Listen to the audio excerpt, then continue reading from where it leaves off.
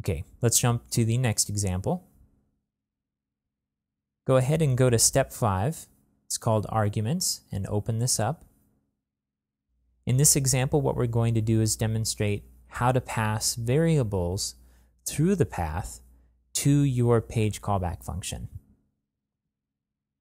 So go ahead and copy the code here, and we're going to paste it over all of the current code in our pages.module file and save it.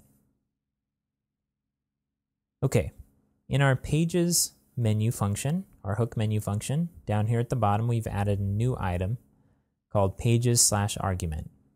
We've given it a title of argument, a description, and a new page callback called pages_argument. And we've given it some access arguments to do some simple permission checking. So far, this example looks very similar to our previous examples, but we want this item to behave a little bit differently. When we talk about arguments in Drupal, what we're talking about are items in the path that are separated by slashes. So in this path here, the first argument is pages, and the second argument is argument. And the way we want this particular menu item to work is that we want to take a third argument to this path and pass it in as a parameter to our callback function. The only difference that we have to make to this item is in the callback function itself. So let's go ahead and scroll down to it. It's going to be called pages_argument, and it's at the very bottom of the file here. And you see here we're taking a single parameter. Now, when that third parameter is passed, that third argument, through the path in the URL, it will get passed automatically as a parameter to the menu callback function. And then we're just building a simple render array here, calling it argument_paragraph, and we're giving it a type of markup, which says that this item is going to be HTML. And then in the markup parameter, we're giving it a value of some simple text wrapped in a paragraph tag. And we're using the T function to make the text translatable. If you're unfamiliar with the T function, you can learn more about it in the development tips and tricks video where we go over it in detail. But the basic idea here is that we're putting a placeholder inside of the text, and then we're telling the T function what to replace that placeholder with.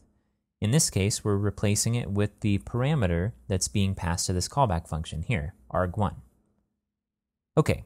So the idea here is that when we add something to that third parameter, that third argument in the path, it will get passed to this callback function. Go ahead and make sure that your module file is saved, and then jump back to the browser.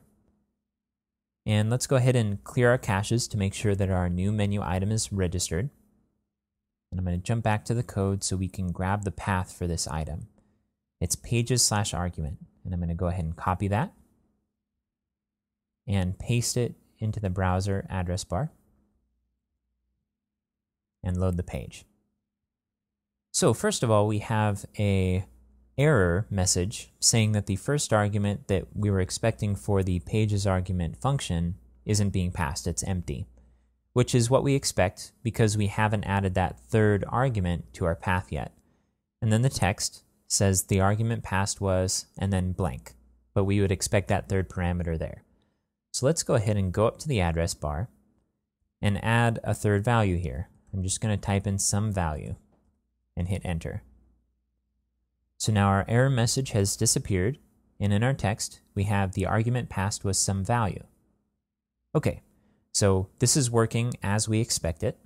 Let me go ahead and jump back to the code here. If we wanted to pass additional arguments through our menu callback function, all we would have to do, I'm going to scroll down to the callback function here, is add additional parameters to our callback function. We can also use a function called arg in Drupal to pull an item from the argument array inside of our path. But this is the recommended way of doing it when using a menu callback function.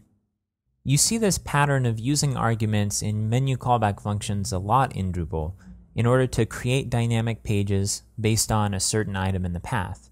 It gives a consistent URL for a particular page and allows you to handle the logic of that page inside of a single callback function instead of registering multiple callback functions for all of the possible variations of the path.